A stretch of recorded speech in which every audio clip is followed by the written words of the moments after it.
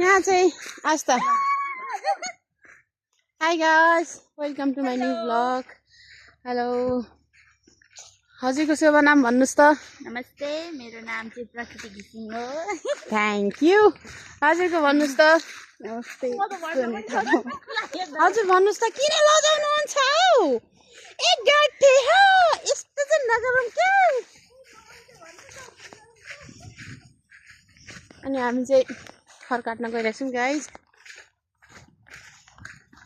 हामी सानो सानो युजर भयो त के भयो त, सानो सानो युजरहरूले त सबैजना सपोर्ट गर्ने है। तर मलाई एकदम धेरै सास बढ्छ हौ यस्तै उमेरमा। बुढेसकाल भएपछि त मलाई झन् गाह्रो हुन्छ के गर्नु। अब हामी खर पनि काट्छौँ, देखाइदिन्छु ल खर कसरी काट्छौँ भनेर।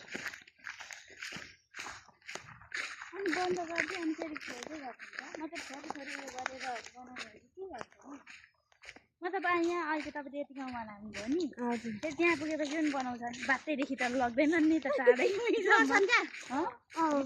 क्लिप काट्दै काट्दै जाने होला। मलाई त आउँदैन है गाइस, सबैजनाले माफ गरिदिनु होला। फर्स्ट हो। त्यहाँ को मान्छे हो गाइस? त्यहाँ तर कोही मान्छे छ लडेर बसेको। के भएको हेर्न जाउँ त। ला के भएछ? खसेको त होइन? हिँड न एकचोटि हेरेर आऊ।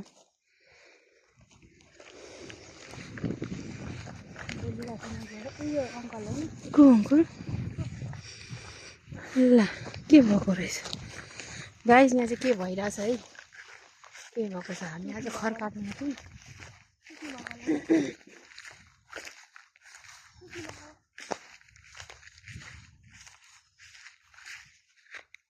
तर्से पनि कहाँ खस्नु भएको यार? को मान्छे भनेको त?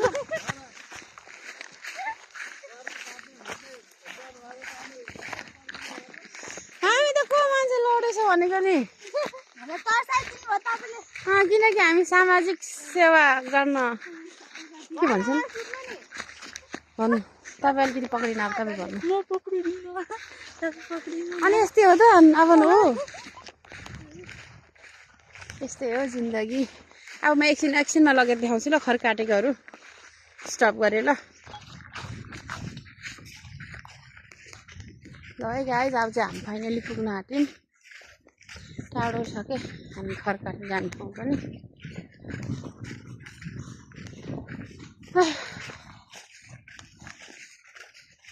ढिङ्की मन्दिरमा चाहिँ कसले म्युजिक खेलेको कसले बनाएको?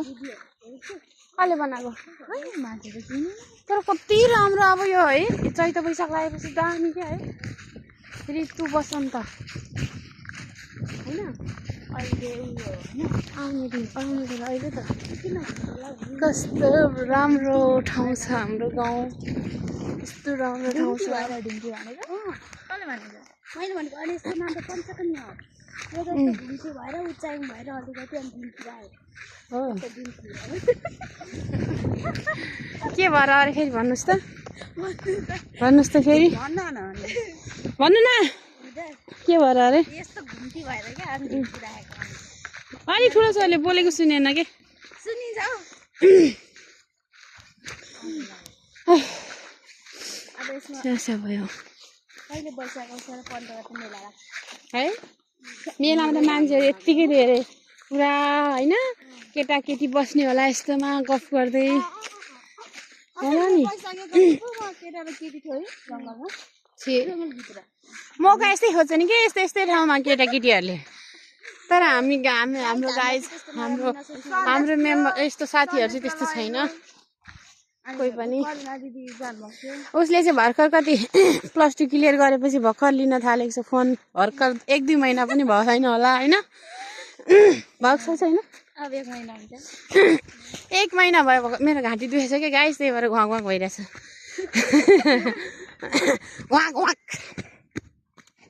अनि के भन्छ, भर्खर फोन छुको छ उसले चाहिँ। उहाँ पनि त्यस्तै हो, 2 जनाको एउटा फोन छ, बिचराहरू गाह्रो छ फोन चलाउनु दिनुहुन्न क्या। अनि उसले चाहिँ 8 पास गरेदेखिको चलाउन थालेको। कि 10 पास गरेदेखि 8 पास हो मेरो 6 देखि चलाउन थालेको हो र थाहै छैन लगाइ चाहियो भन्नु ल गाइस हामी चाहिँ अब यहाँ मारो झन्नै फोन फुट्यो यार यो है हामी खर काट्ने हिजो हामी यहीँ आएर काटेको थियौँ काट्दा दिनुहुन्छ हुन्न दिनु त हुन्छ यो मन्दिरलाई सफा गर्नु नि है माथि लगाएर सबैलाई गरिदिएर यहाँ पोखरी है यहाँ मान्छे यहाँ धेरै उ हुन्छ के अरे यहाँ पनि त्यो के अरे पानी भरेर के दह दह के धेरै पानी भरेर के ए ल गर्नु त भरत तालको जस्तै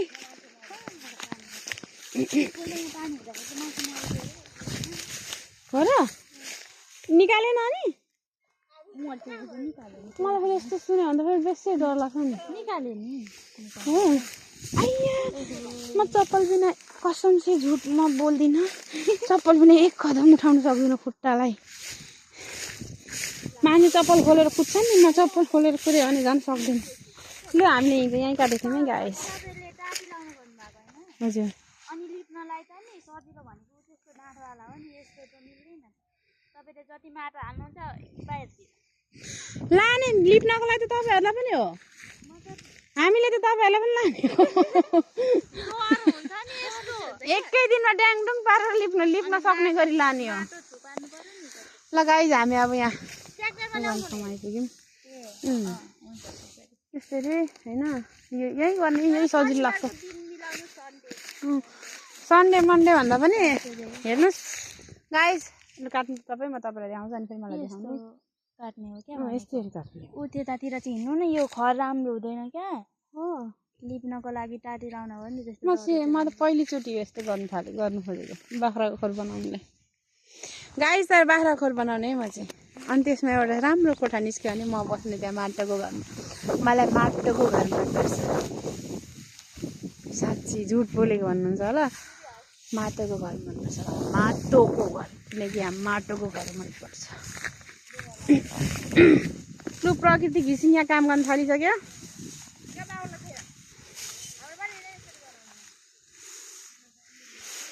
यसरी काट्ने हो म यसमा 3 चोटि भयो काट्न आएको खर काट्न आएको मलाई काम गर्न रहर लाग्छ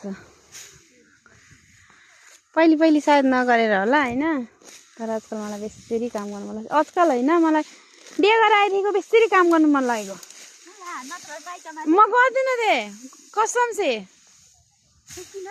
म कामै गर्नु पर्दैन थियो मलाई कामै लाउनु हुन्न थियो ए झाडु चाहिँ लाउनु हुन्थ्यो म झाडु पनि अलिअलि लगाइदिएर हिँडिदिने मान्छे त्यही भएर आजकल म घरमा गर्छु धेरै गर्छु काम म रहर पनि लाग्छ अनि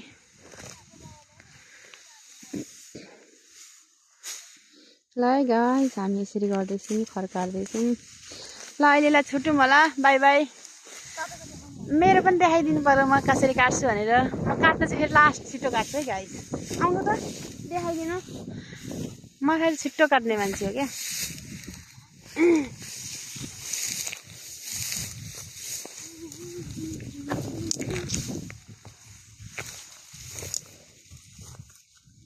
भारी पनि यहाँ हालेर लानु होला टाइट छ भित्रको कपडा हो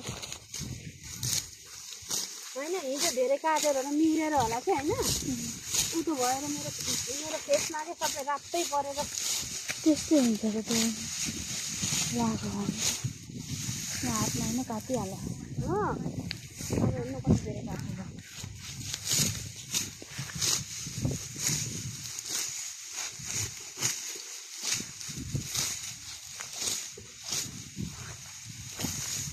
यस्तोहरू राम्रो हुन्छ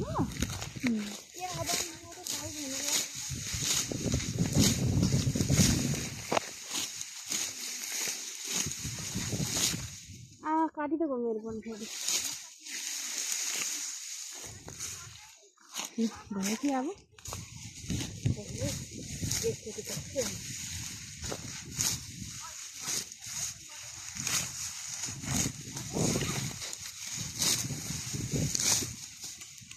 घर बनाउने हतारमा गर्ने भने हो पहिला बस्नलाई त्यस्तैमा बस्ने गाइस म यसरी काट्छु है हात काट्छु यस्तो गरेर हेर्नुहोस् त कस्तो गरी काटेको छ हात यहाँ हेर्नुहोस् त गाइस कता कता काटेको थियो कहाँ कहाँ पुग्यो होइन यहाँ त गाइस यस्तो हुन्छ यस्तै छ बाई गरिदिनु Prakriti bye love you all next भिडियोमा नेक्स्ट भ्लगमा मिलौँ बाई बाई फेरि भेटौँला लभ यु अल बाई